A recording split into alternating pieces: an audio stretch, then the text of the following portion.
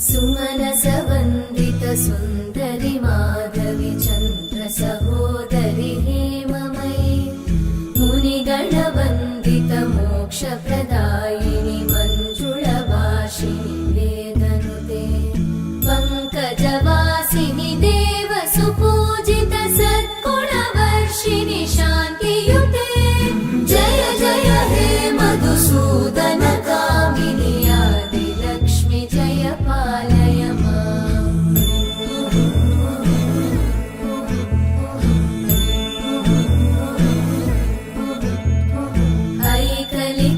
ऐकलिकल्मषनाशिनि कामिनि वैदिकरूपिणि वेदमये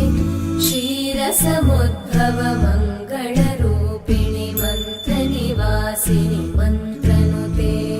मङ्गलदायिनि अम्बुजवासिनि देवगणाश्रितपादयुते